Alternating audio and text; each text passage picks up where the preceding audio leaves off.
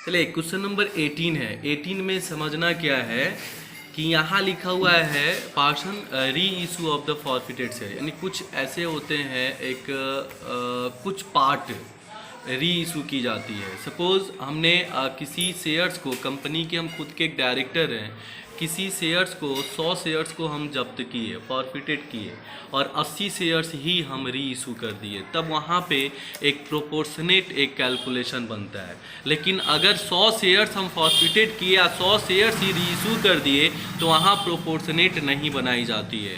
तो इस प्रश्न में है क्या कि the director of D limited resolved on 1st May 2019 that 2,000 equity shares of 10 each rupees 7.5 paid to be forfeited for non-payment the final call 2.5 on 10th June 2019 18,000 of shares were reissued at 6 per shares। तो यहाँ पे give the necessary journal entries regarding the forfeiture and re issue of share, यानी कि यहाँ आप देख सकते हैं कि 2000 इक्विटी शेयर्स को फॉरफिटेड किया है, लेकिन री इशू जो है 1800 ही किया है। तो अभी तक के कितने सारे प्रश्न में हम लोगों ने ये देखा कि जितना फॉरफिटेड होता था उतना ही री इशू होता है। तो यहाँ पे एंट्री जो है हम लिखते हैं शेयर्स, सबसे पहले आ जाएगा, इसमें कोई प्रीमियम नहीं है तो shares capital account, shares capital account debit और 2 शेयर्स फॉरफिटेड हो जाएगा। प्रीमियम रहता है तो जोड़ते 2 शेयर्स फॉरफिटेड हो जाएगा और फिर हो जाएगा 2 shares non payment. Non payment में बोला है कि फाइनल कॉल का पैसा नहीं दे पाता है 2.5 से, तो यहाँ शेयर्स फाइनल कॉल हो जाएगा। तो फाइनल कॉल यहाँ लिख देते हैं। नरेशन लिखेंगे, लिखा हुआ है कि 2000 शेयर्स फॉरफिटेड, प्रश्न में भी दिया है for non payment, non payment of final call, final call. अब ये इजी है, फॉरफिटेड करना इजी है। इस टाइप का अगर प्रश्न आपके पास आएगा तो फॉरफिटेड करना इजी है, लेकिन री इशू करने में थोड़ा परेशानी है। चूंकि 2000 हम लोगों ने फॉरफिटेड किया पर 1800 ही री इशू कर रहे, तो वहाँ थोड़ा सा प्रोपोर्शनेट देखा जाता है। तो यहाँ पे आ गया कि पहले शेयर्स फाइनल कॉल का हम कभी बताया कि नन पेमेंट वाला ही पहले लिखिए। तो यहाँ 2000 गुना हो जाएगा 2.5, 2.5 का मतलब यहाँ ब्रैकेट कर देते हैं तो ये आ जाएगा 5000, यानी 5000 शेयर्स नन पेमेंट हो गया। ठीक है, अब है कि पूरे फाइनल कॉल पे 2.5, यानी कि टोटल कितना दे दिया होगा हमें, वो टोटल हमें 7.5 पे दे दिया होगा। चूंकि 2000 शेयर्स जो है वो दे रखा है यहाँ है 10 रुपये के हिसाब से, जिसमें 7.5 से वो दे दिया है और 2.5 से नहीं दिया है, तो जो दिया है वही ना फॉरफिटेड होता है। तो यहाँ हो जाएगा 2000 गुना 7.5 हो जाएगा, तो यानी कि ये हो जाएगा आपका ये 15,000 हो जाएगा। गुना कीजिएगा तो 15। अब यहाँ 7.5 और 2.5 यानी कि टोटल कितना हो गया, 10 हो गया। तो 2000 ऊपर कितना हो जाएगा, 2000 गुना 10 यानी कि ये 20,000 हो जाएगा। ये फॉरफिटेड हो गया। अब री इशू की बात करते हैं तो री इशू का एंट्री होता है bank account debit, bank account debit.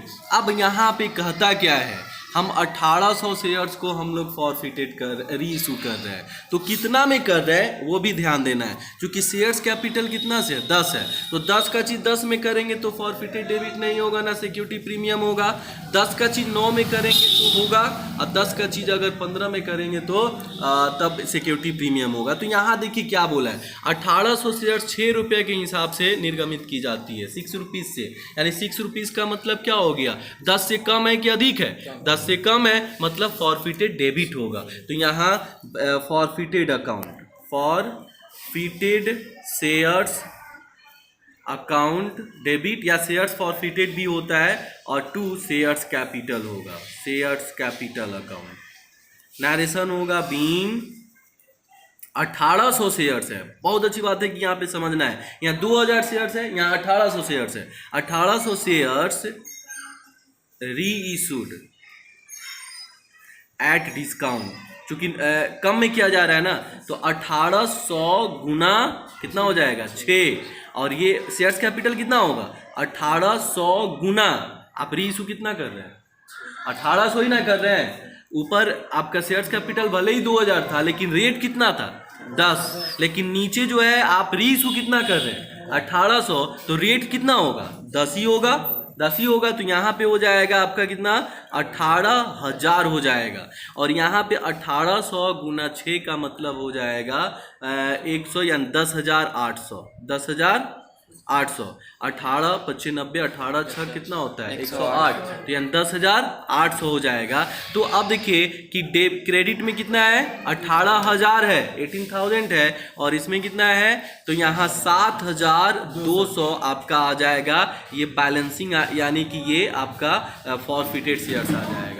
अब आइए ये जब आ गया तो अब क्या कीजिएगा, यहाँ पे ट्रांसफर कीजिएगा किसमें कैपिटल रिजर्व में ना, तो यहाँ 3 में इसका एंट्री होता है शेयर्स फॉरफिटेड अकाउंट डेबिट, और 2 होता है कैपिटल रिजर्व, कैपिटल क्या होगा रिजर्व अकाउंट। नरेशन होगा being balance of forfeited shares transferred to capital reserve.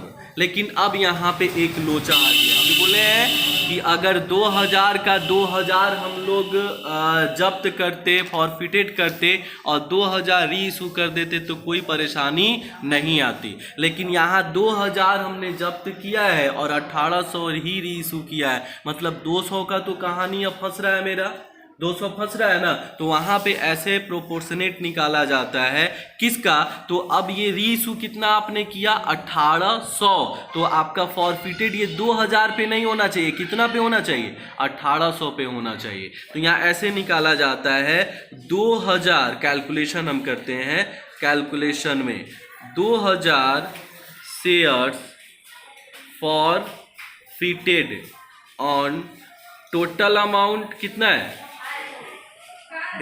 15,000 ना, 15,000 है, तो एक अगर शेयर्स रहता तो यहाँ कितना हो जाता 15,000 भगा 2,000 हो जाएगा। अगर 1800 शेयर्स है तो कितना हो जाएगा, क्योंकि निकालना कितना पे 1800, इसको प्रोपोर्शनेट कहा जाता है। फिर हम लिख करके दोबारा समझाते हैं, ये 15,000 और भगा हो जाएगा 2,000 और गुना हो जाएगा 1800। तो यहाँ पे ये 3 0 से 3 0 ये कट जाएगा, और ये 2 9 18 900 हो जाएगा, 15 9 कितना होता है 135 ना, यानी कि 13,500 हो जाएगा। यानी 1800 के लिए कितना मान के चलेंगे हम लोग 13,500। तो यहाँ ऐसे कब निकाला जाता है, जब फॉरफिटेड करेंगे हम और जितना उससे कम री इशू करेंगे। तो क्या हम फॉरफिटेड 2000 की है, री इशू 2200 कर देंगे क्या, नहीं हो पाएगा। हम कम कर सकते हैं, उतना ही कर सकते हैं, लेकिन अधिक नहीं कर सकते हैं। तो प्रोपोर्शनेट में क्या आ जाएगा कि आपका प्रोपोर्शनेट में 13,500 आ जाएगा। तो 13,500 में आपका देखना पड़ेगा कब कौन सा क्वेश्चन में निकाला जाता है, इसमें निकाला जैसे 2000 शेयर्स है फॉरफिटेड ऑन टोटल अमाउंट कितना है 1500, तो 15,000 यानी 2000 पे यहाँ 2000 पे 15,000 आपका फॉरफिटेड है, तो हमको 1800 पे निकालना पड़ेगा ना, 1800 पे निकालना पड़ेगा। तो 1800 के निकालेंगे तो 2000 पे आपका टोटल कितना है 15,000, तो एक पे कितना होगा कम होगा, तो कम के लिए डिवाइड किया जाता है। तो 15,000 भागा कितना हो जाएगा 2000, इसीलिए 1800 पे करेंगे तो 13,500। तो अब आइए क्रेडिट माइनस क्या होता है डेबिट ना, तो क्रेडिट कितना मानेंगे, अब 15,000 नहीं मानेंगे हम लोग 13,500 मानेंगे। तो 13,500 और माइनस कितना हो जाएगा आपका, हो जाएगा कितना है ये 7200, यानी कि ये आ जाएगा 6300 रुपया आपका यहाँ पर। तो 6300 ये आ जाएगा। अब देखिए क्वेश्चन नंबर इसी के आधार पे 19 20 21 भी आपसे बन जाएगा। तो 19 20 21 बनाइए, फिर नेक्स्ट हम देखते हैं।